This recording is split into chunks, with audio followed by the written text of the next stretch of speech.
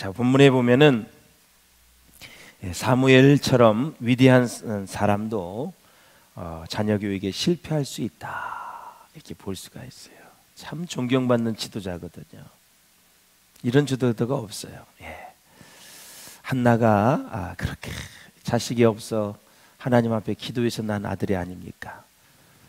태어날 때부터 성전에서 자랐고 훈련을 잘 받았던 그러한 위대한 선지자, 사사, 예언자인데 그의 아들들이 요엘과 아비야인데 자식 농사가 너무 안 됐어요.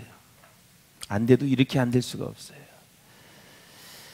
사무엘은 자식 문제로 인해서 말할 수 없는 이제 수치를 당하게 됩니다. 우리는 자식들을 키우면서 많은 교육에 어려움을 느끼고 있습니다. 모든 사람이 그래요. 그래서 사람에게 가장 감당하기 어려운 것은 바로 자식으로 인해 발생하는 문제이다.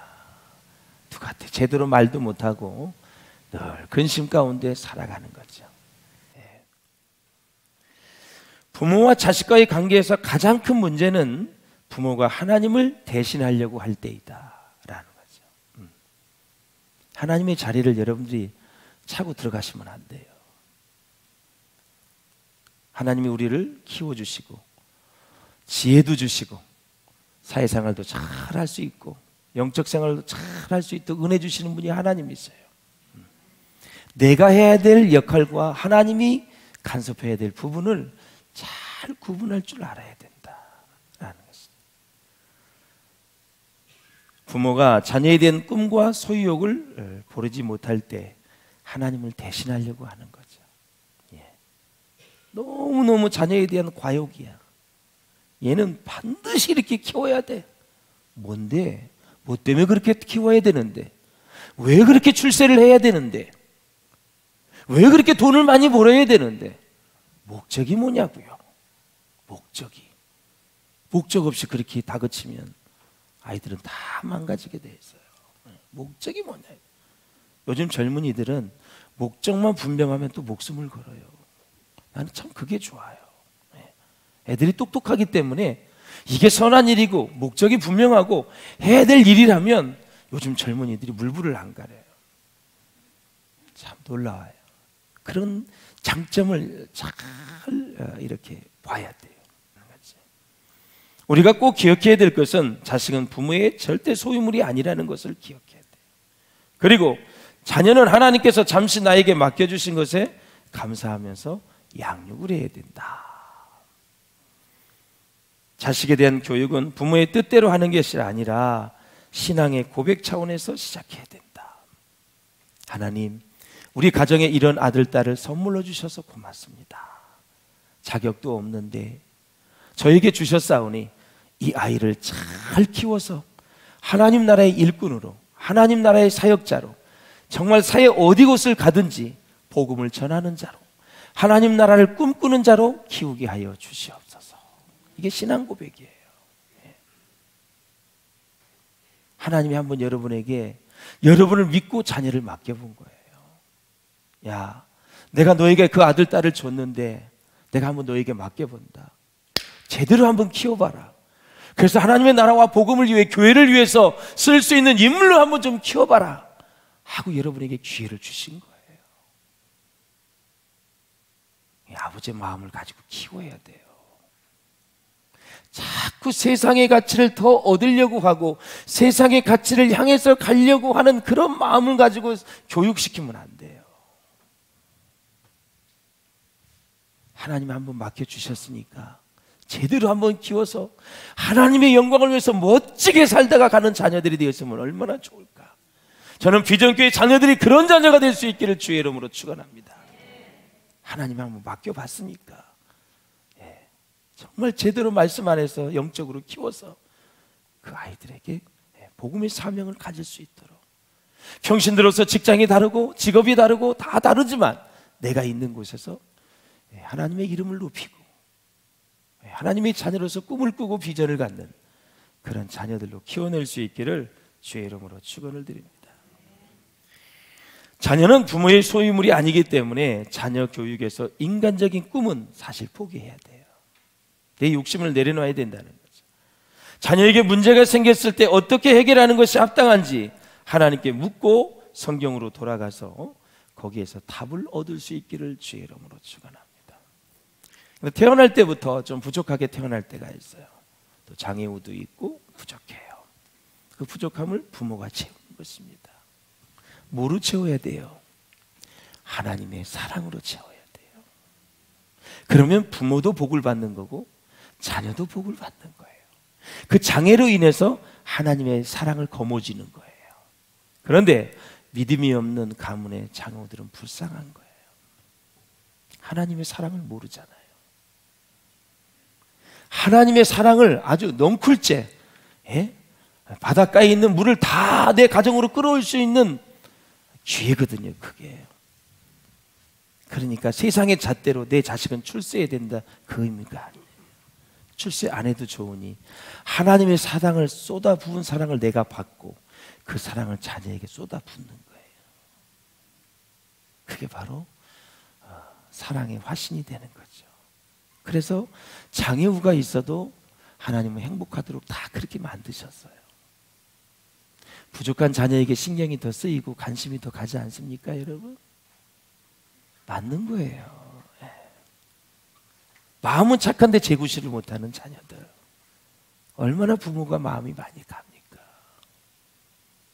그러면서 하나님의 자비와 긍휼로 그 자녀를 키워가는 거예요. 그러면서 더 깊은 사랑을 또 경험하고 또 경험하고, 그래서 내가 다 자식을 키우고 죽을 때는 가장 사랑이 충만한 사람이 되는 거예요. 그러면 그 자녀가 그 부모에게 복이 아닐까요, 여러분? 복이지요. 그 자녀 때문에 하나님을 더 의지하게 되었고, 더 겸손하게 되었고, 하나님의 사랑을 더 많이 받았고, 죽을 때 남는 가치는 사랑 하나밖에 없잖아요. 물질이 무슨 대수요? 무슨 대수냐고. 우리가 이 세상을 살아가면서 성경적인 가치를 절대 놓치면 안 된다라는 거죠. 그래서 성경의 원리대로 잘 풀어나가고 살아야 된다. 첫째, 자녀 교육의 실패는 곧 영적 빈곤 상태를 초래한다라는 건데, 사무엘 선지자의 두 아들 요엘과 아비야가 있잖아요. 자, 이들을 사사로 삼았어요.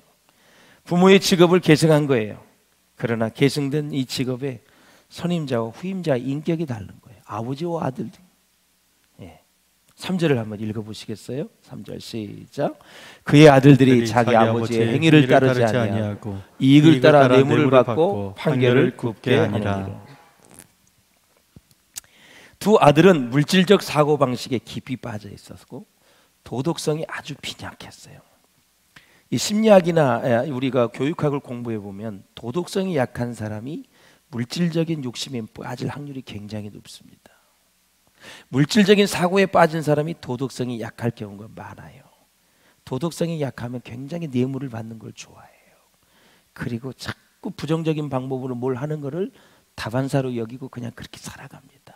이 도덕성이 약하면 항상 그런 거예요.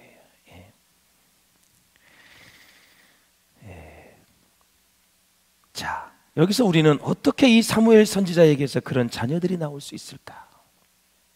한 번쯤은 의문을 갖게 되는데, 드디어 이스라엘 모든 장로가 화가 났는데 4, 5절을 한번 읽어보시겠습니다. 시작. 이스라엘 모든 장로가 모여 라마에 있는 사무엘에게 나아가서 그에게 이르되, 보소서, 당신은 늙고 당신의 아들들은 당신의 행위를 따르지 아니하니 모든 나라와 같이 우리에게 왕을 세워 우리를 다스리게 하소서 한지라. 아멘. 사무엘은 위대했지만 자식들의 잘못에 대해서는 인정할 수밖에 없었습니다. 다시 말해 우리가 꼭 지키고 책임져야 할 것을 제대로 준행하지 못한다면 위기가 찾아올 수 있다라는 거죠. 바로 이것은 자녀를 잘못 교육했다는 것은 당시 사회적으로 영적인 계승자가 없었다라는 것을 뜻하는 것입니다. 급기야 영적 빈곤에서 오는 자녀 교육의 실패는 이스라엘을 절망적인 상태로 몰고 갔다. 다시 말해서 이스라엘 백성들은 영적 빈곤을 틈타서 하나님을 대신할 왕을 달라고 부르짖기 시작을 했다라는 것입니다. 사람들은 영적 빈곤이 오면 세상적인 방법을 찾아갑니다. 사랑하는 여러분, 우리는 고난과 역경에 부딪혔을 때 반드시 그에 대한 원인이 있음을 알아야 됩니다. 그리고 그에 대한 원인을 기도 중에 발견을 해야 되거든요. 근데 이스라엘 장로들은 사무엘에게 찾아가서 당신은 늙었다, 너무 올드하다, 당신의 아들들은 타락했다 하면서 자신들을 다스릴 왕을 세워달라고 요구합니다. 이것은 바로 이스라엘 백성들이 하나님보다 세상을 더 좋아하는 마음으로 전략을 했고, 오늘 본문의 말씀을 보면 사무엘 선지자야, 너를 버린 것이 아니라 백성들이 나를 버린 것이다, 하나님을 버렸다, 이렇게 얘기를 하는 거죠. 참 재미있는 이 상황이에요. 여러분, 이 영적 빈곤이 왔을 때 마귀가 틈을 타는데, 자 보세요.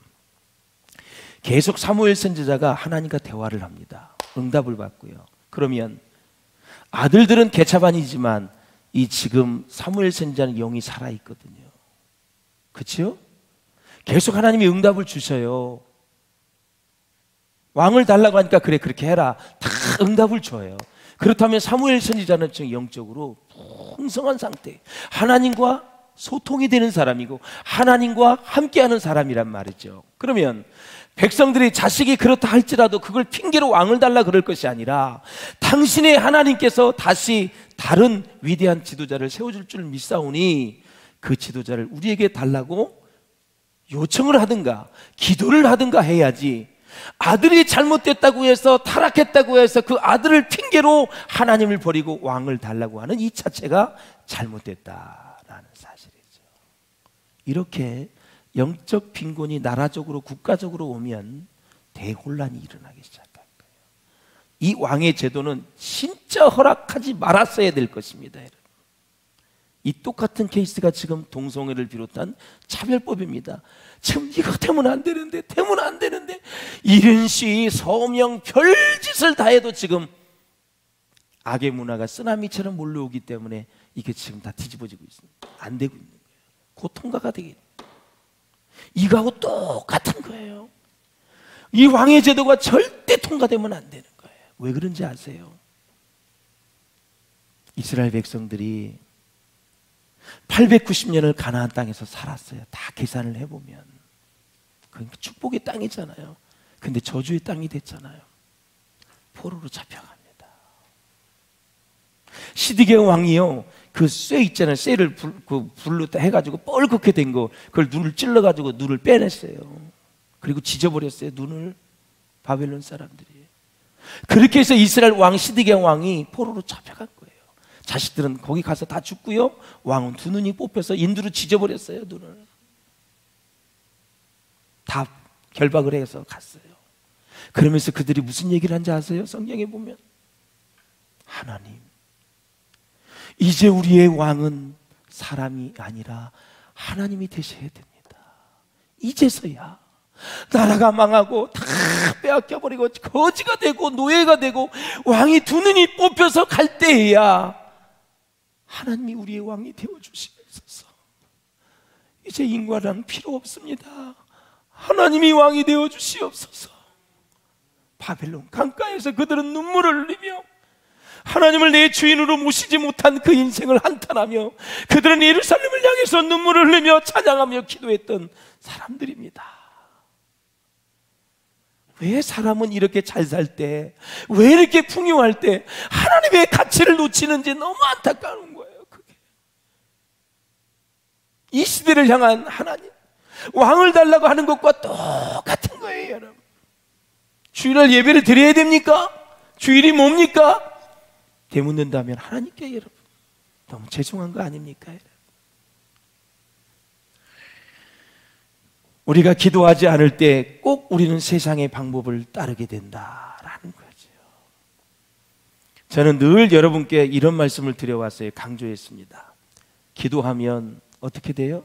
하나님의 일에 바빠지고, 기도하지 않으면 세상의 일이 바빠지는 게 사람의 영적 구조입니다. 여러분, 하나님의 일에 바빠지시길 바랍니다.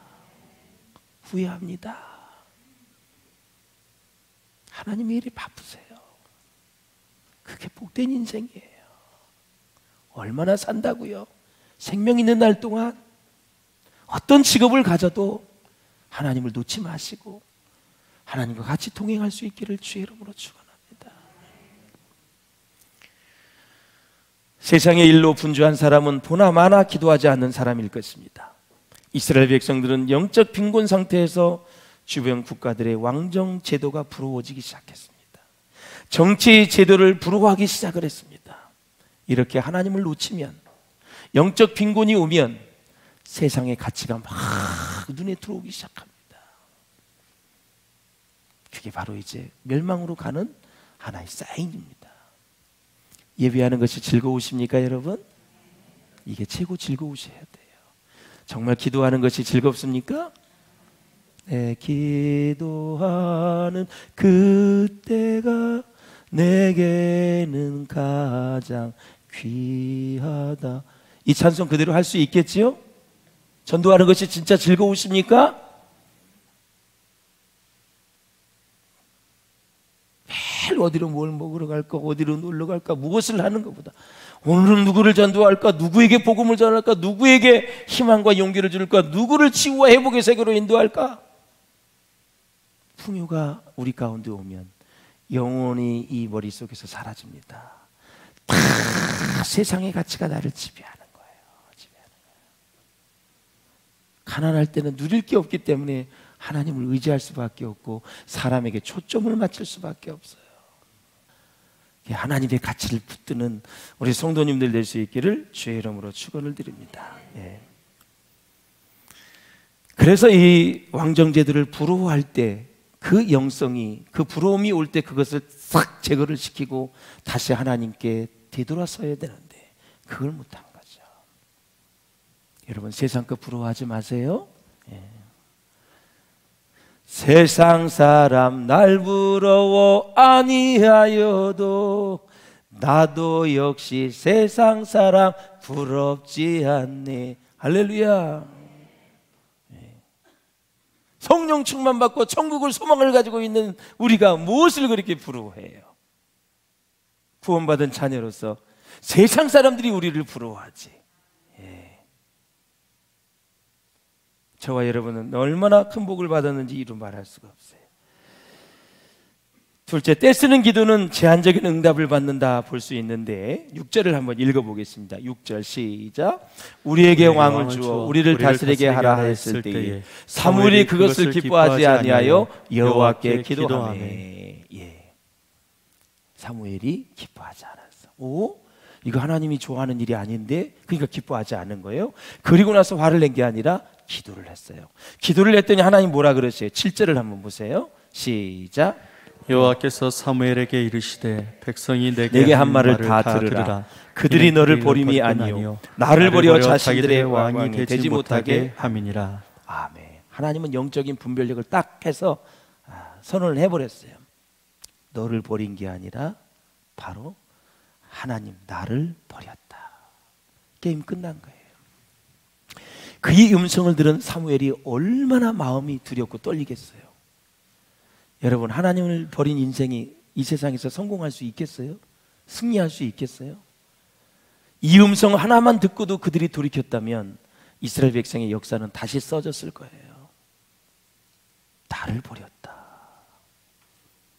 여러분, 하나님을 가까이 하시기를 주의 이름으로 축원합니다. 내 주를 가까이 하려 함은, 할렐루야. 십자가를 가까이 하고 주님을 가까이 하고 교회를 가까이 하고 말씀을 가까이 하고 주의 동역자들을 가까이 하면서 여러분의 인생을 멋지게 만들어갈 수 있기를 주의 이름으로 축원합니다. 자, 때를 썼어요. 왕을 달라. 그대로 해라. 왕정제도에서 얘기했어요. 주인은 사람이 아니라 하나님이다. 말씀을 가지고 왕이 다스려야 된다. 말로만 그렇게 해놓고 뻥 깠어. 안 했어. 그래서 하나님은 악한 왕, 선한 왕 계속 역대상하에서 그렇게 말씀을 하고 계세요. 때를 써서 왕정제도를 허락했어요. 때를 써서 이스라엘 백성들이 만나만 먹다 고기를 줬어요. 때를 써서 응답받은 것을 제한적 응답이라 그래요. 고기를 다 주었지만 수많은 사람이 심판을 받아 죽었습니다. 여러분. 하나님이 기뻐하지 않는 것을 가지고 때를 쓰면서 여러분 기도하시면 안 돼요. 다 내가 책임을 져야 되는 게 내가 책임. 그러나 모세나 바울처럼 전도나 영혼 구원을 위해서는 때를 써야 돼요. 내 생명을 걸어야 돼요. 모세가 그랬어요. 이 백성을 용서해 주지 않는다면 나는 내가 죽겠다. 나를 죽여라. 하나님 그 기도를 그렇게 기쁘게 받으셨어요. 여러분, 영혼 구원을 위해서, 전도를 위해서 생명을 거둬달라고 기도하는 우리의 위대한 신자들이 우리 비전교회에서 일어날 수 있기를 주의 이름으로 축원합니다. 예. 그렇습니다. 말씀을 정리해 보겠습니다. 사랑하는 여러분, 신명기 17장에 보면 왕의 제도를 허락을 하지요. 그러면서 그들이 하나님의 마음을 떠나 인간적으로 보호받을 수 있는 나중에 경제, 군사, 그리고 정치 제도를 신뢰하는 불신앙에 빠져버리고 말았어요. 이방 나라의 걸 그대로 가져와 가지고 실패했어요. 여러분, 우리 주변에 신앙적인 것 같지만 불신앙적인 게 참 많아요. 그리고 주변에 은혜로운 것 같지만 마귀의 역사가 얼마나 많은지 말할 수가 없어요. 우리나라가 남북이 대치되어 있어요. 무기를 구입하고 군사력을 키우는 건 당연한 거예요. 그러나 먼저 하나님을 의지하는 마음이 있기를 주의 이름으로 축원합니다. 이거 없으면 하나님이 보셔요. 그래, 대한민국이 무기도 많이 수출하고 대단한 나라인데 무기를 의지해? 그 순간 끝나는 거예요. 무기를 준비하면서도 우리 마음은 오직 하나님만 의지하면서 하나님께서 지켜달라고 그렇게 하셔야 돼요. 그래야 하나님이 돌보아 주실 줄로 믿습니다. 그래서 국가지상주의와 군사지상주의는 반드시 망하게 되어 있어요. 군사 위에 하나님, 국가 위에 하나님이 있는 거거든요. 하나님이 이 땅을, 이 민족을 다스릴 수 있도록 우리가 기도하고 나아간다면 하나님이 도와주시고 역사해 주실 줄로 믿습니다. 지금 이 차별법이 가장 우리나라의 왕의 제도에 허락한 거하고 똑같은 상황이에요. 하나님은 그러실 거예요. 내가 성경 말씀에 말씀했는데 이거 통과되면 안 되는데 아주 초조한 마음으로 이렇게 바로 막 뚝에 물이 차가지고 터질 듯 말 듯 그 순간이에요. 지금 저 터지면 안 되는데 수많은 사람이, 밑에 사람이 죽는데 그 상황이라고 지금. 근데 지금 못 막아내고 있어요. 국회의원 숫자도 안 되고 다 표결하면 끝나버리는 거고. 앞으로 어마어마한 대가를 우리 자손들이 치러야 될 그 시점이 바로 지금 이 시점이다 이거죠. 여러분, 국회의원들을 위해서 기도하시기를 바랍니다. 입법부에서 모든 입법을 할 때 정말 하나님의 가치관, 성경적인 가치관을 가지고 입법할 수 있도록. 하나님을 사랑해야지 복을 받지요. 하나님을 사모해야 복을 받지요. 성경을 사랑해야 복을 받지요, 여러분. 예, 안타까운 거예요. 19절에 백성이 사무엘의 말 듣기를 거절하여 가로되 아니로소이다. 우리도 우리의 왕이 있어야 가리니 그랬습니다.